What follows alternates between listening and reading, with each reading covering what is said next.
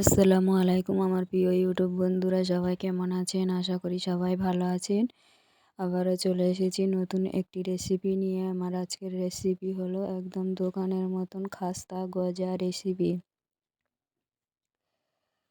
যারা আমার চ্যানেলে সাবস্ক্রাইব করে রেখেছেন তাদের অসংখ্য অসংখ্য ধন্যবাদ। আর যারা সাবস্ক্রাইব করেননি, আমার চ্যানেলে নতুন আছেন, প্লিজ চ্যানেলটিকে সাবস্ক্রাইব করে পাশে থাকবেন।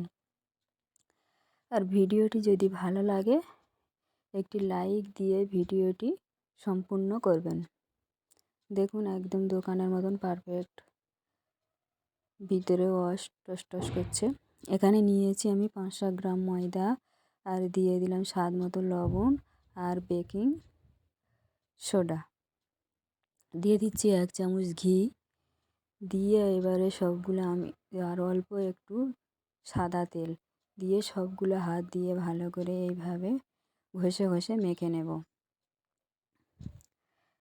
যখনই দেখবেন আটাটা এইরকমভাবে একটি নাড়ু করা যাচ্ছে, তখনই ভাববার আটাটা রেডি হয়ে গেছে।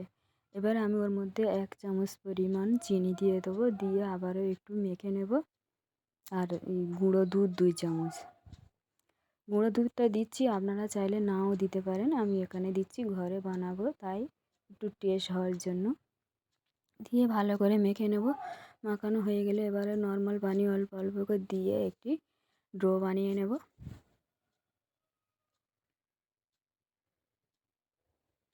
ডোটা আমার রেডি হয়ে গেছে, দেখুন ঠিক এই রকমই হবে।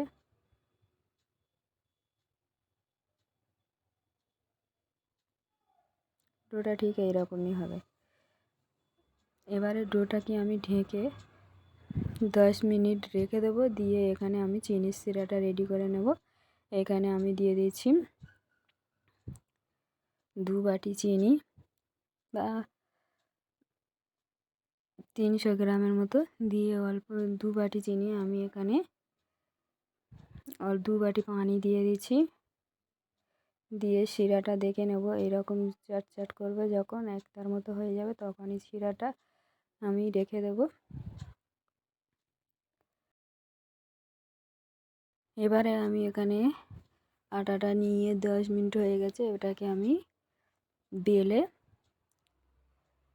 নেব। এইভাবে বড় করে রুটি হিসেবে বেলে নেব।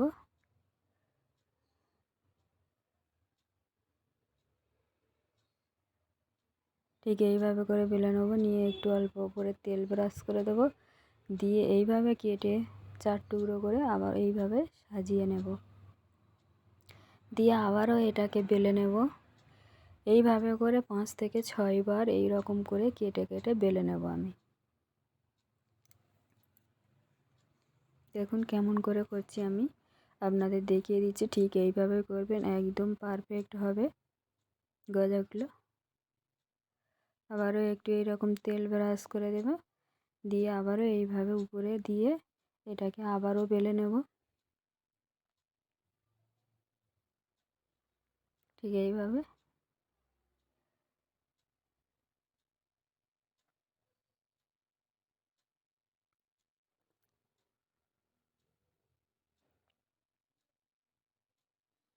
এইভাবে করে পুরো আমি লাগিয়ে দিচ্ছি। দিয়ে এবারে বড় করে একটু বেলে নেব, মোটা করে, খুব পাতলা করা যাবে না। এবারে আমি গজার শেপে ছোট ছোট করে যে যেমন সাইজের কাটতে পারেন কেটে নেবেন। আমি এই রকম সাইজের কাটবো ছোট ছোট করে।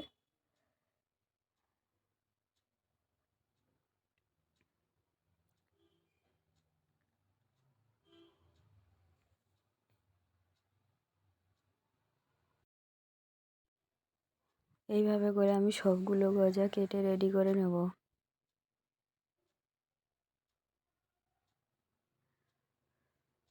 সবগুলো কেটে আমি রেডি করে নিয়েছি। এখানে কড়াতে পরিমাণ মতো তেল দিয়ে আমি গরম করে নিয়েছি। আর এইবারে এটাকে একটা একটা করে দিয়ে দেব।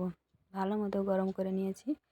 নিয়ে এটা আমিকে মিডিয়াম টু লো হিটে রেখে দেব। দিয়ে এগুলো আস্তে আস্তে দিয়ে ভালো করে লাল লাল করে ভেজে নেব। জোরে দেওয়া যায়, জোরে দিলে ভিতরে কাঁচা থাকতে পারে। এইভাবে করে গজাগুলো আমি নেড়ে চেড়ে আলতোভাবে সবগুলো গজা ভালো করে ভেজে নেব। গজাগুলো আমার ভাজা হয়ে গেছে। এবারে চিনির শিরাটার মধ্যে দিয়ে দেবো আমি। চিনির শিরাটা গরম আছে, আর চিনির শিরাটা অবশ্যই গরম থাকতে হবে।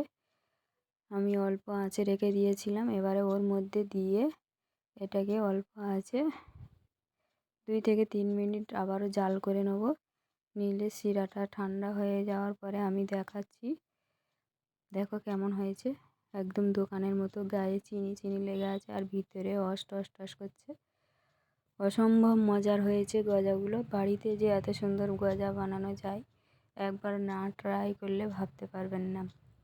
রেসিপিটি কেমন হয়েছে আমাকে কমেন্ট করে জানাবেন, আর ভালো লাগলে বেশি বেশি করে শেয়ার করে দেবেন।